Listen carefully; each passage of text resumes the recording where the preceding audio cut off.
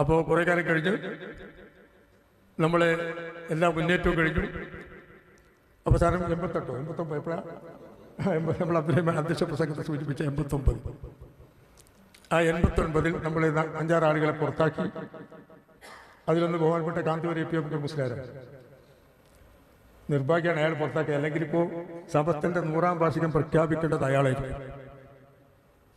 അത്ര സീനിയോറിറ്റിയുള്ള, അത്ര കഴിവുള്ള ആളാണ്. അത്ര സീനിയോറിറ്റി സമസ്തയിൽ പാരമ്പര്യം, അത്രമാത്രം കഴിവുണ്ട്. ഇന്ന് സമസ്തയെ ഒന്നിച്ചു നയിക്കാൻ മാത്രം കഴിവുള്ള ആളാണ്. കഴിയെങ്കിൽ അയാൾ ഇതിനെ യോജിപ്പിക്കാൻ വേണ്ടത് ഈ സമയത്ത്. ഷെയ്ഖുന ശംസുൽ ആഗ്രഹിച്ചിരുന്നല്ലോ യോജിപ്പിക്കും. ഷംസുൽ ആഗ്രഹിച്ചിരുന്നു. ഞാൻ ചന്ദ്രികയിൽ എഴുതിയിട്ടില്ലേ? ഷെയ്ഖുനയുടെ വഫാത്തിന് ശേഷം കാന്തപുരത്തിൻ്റെ പുസ്തകത്തിലുണ്ട്, കാന്തപുരം എഴുതിയിട്ടുണ്ട്. ഷെയ്ഖുന അവസാന കാലത്ത് ഐക്യം ആഗ്രഹിച്ചിരുന്നു എന്ന് എന്നോട് പറഞ്ഞിട്ടുണ്ട്. ഈ കാര്യം ഷെയ്ഖുനയുടെ വഫാത്തിന് ശേഷം ചന്ദ്രയിൽ അബ്ദുറഹിമാൻ കല്ലാ എഴുതിയിട്ടുണ്ട് എന്ന് കാന്തപുരത്തിൻ്റെ പുസ്തകത്തിൽ, അയാൾ സ്വയം ജീവചരിത്രം എഴുതിയിട്ടില്ല ആ പുസ്തകത്തിൽ. അപ്പോൾ ഞാൻ പറയുന്നു, ഇപ്പം ജാതിയൊക്കെ നടത്തിയല്ലോ, 2 ജാഥ കഴിഞ്ഞു. അയാളുടെ ജാതി മോശമൊന്നുമല്ല, ഗംഭീര ജാതിയാണ് നടത്തിയത്. നമ്മൾ സമ്മതിക്കണം അല്ലേ? തിരുവനന്തപുരത്തേക്ക് എന്താ ജനക്കൂട്ടം, അസൂയ തോന്നും കണ്ടാൽ.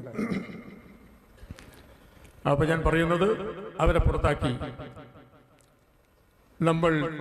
അവർ നമുക്കെതിരെ വെല്ലുവിളി ഉയർത്തി. SYSന്റെ സമ്മേളനം പ്രഖ്യാപിച്ചു എറണാകുളത്ത്. നാട്ടിക മുസംസാർ മറ്റൊരു സമ്മേളനം തൃശ്ശൂരിൽ പ്രഖ്യാപിച്ചു. തൃശ്ശൂരല്ലേ പ്രഖ്യാപിച്ചത്? തൃശ്ശൂർ. ഇവർക്കൊന്നും ഓർമ്മ ഉണ്ടായി, ഇവരൊന്നും ചിലപ്പോൾ ജനിച്ചിട്ടുണ്ടാവില്ല. അവർ നാട്ടിക അവിടെയും പ്രഖ്യാപിച്ചു. സമസ്ത മുഷാവറ മീറ്റിംഗ് കൂടി 2 സമ്മേളനം മാറ്റിവെക്കാൻ പറഞ്ഞു, ഭിന്നിപ്പ് ഒഴിവാക്കാൻ. നാട്ടികയും ഞങ്ങളൊക്കെ മാറ്റിവെച്ചു.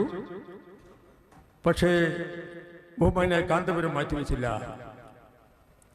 എറണാകുളത്തെ സമ്മേളനം തീരുമാനിച്ചു. തകൃതിയായി ഒരിക്കൽ നടക്കുക. ഇവിടുന്നൊക്കെ എത്ര വാഹനമാണ് അങ്ങോട്ട് ബുക്ക് ചെയ്തത് നമ്മുടെ ഉമറാക്കൾ എറണാകുളത്തേക്ക്? ഒരുപാട് വാഹനങ്ങൾ. കണ്ണൂർ ജില്ലയിൽ നിന്ന്, അന്ന് കാസർഗോഡ് ജില്ലയില്ല, അന്ന് കണ്ണൂർ ജില്ലയിൽ പെട്ടതാണ് കാസർഗോഡ്. ഒന്നുണ്ടാ? 84 ഉണ്ടല്ലേ? അപ്പോൾ കണ്ണൂരിൽ നിന്ന് കാസർഗോഡ് നിന്നൊക്കെ ഒരുപാട് വാഹനങ്ങൾ, കോഴിക്കോട് നിന്ന് മലപ്പുറത്തൊക്കെ. ഞങ്ങൾ ഭയപ്പെട്ടു പോയി. ആ സമ്മേളനം വിജയിച്ചാൽ പിന്നെ നമ്മളെ കഥ കഴിഞ്ഞു. ഞാൻ അപ്പുറത്ത് കാന്തപുരമുള്ളത്, ജനങ്ങളും കൂടി കാന്തപുരത്തിൻ്റെ കൂടെയുള്ള കോല, ജനങ്ങൾ കൂടാഞ്ഞിട്ടുള്ള കോല നമ്മൾ കാണുന്നില്ലല്ലോ. ജനങ്ങളും കൂടി കൂടിയാലുള്ള കോല എന്തായിരിക്കും? ഞാനും ലീഗ് തലക്കേര് കുറച്ചാളുടെ എൻ്റെ മാതിരി ലീഗ് തടിമ കൂടിയ എല്ലാവരും ലീഗ് കൂടെ, ചില ലീഗ് തടിമ കൂടി ചില കൂട്ടുണ്ടാവും, ഇങ്ങോട്ട് കൂടിയ. ഇപ്പം ഞാൻ പറയുന്നത്, ഈ 50 പൈസയും ഞാനും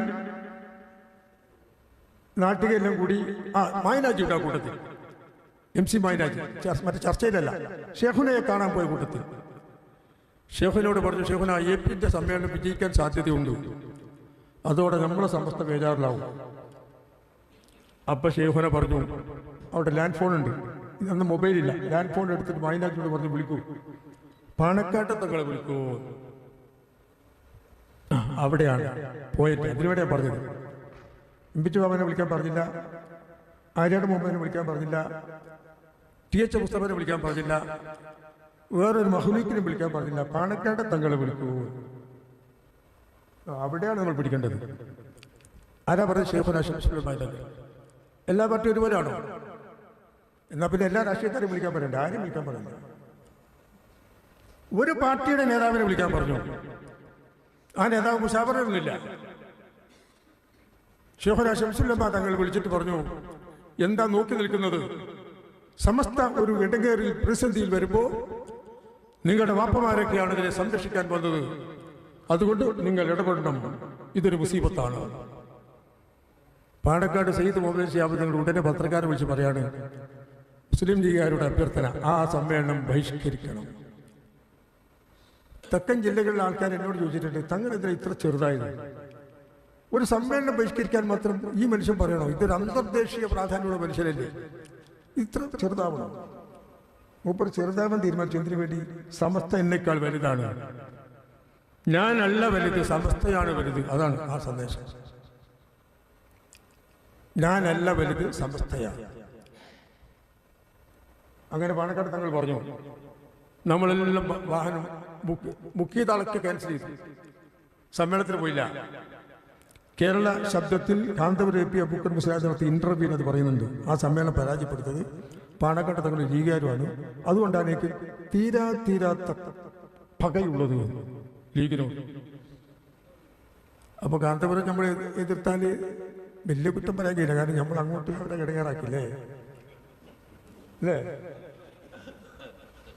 അതാണ് നമ്മൾ അങ്ങോട്ട് ഇടങ്ങേറാക്കിയിട്ട് ഇങ്ങോട്ട് വെറുതെ വെക്കിട്ട് കാര്യമല്ല.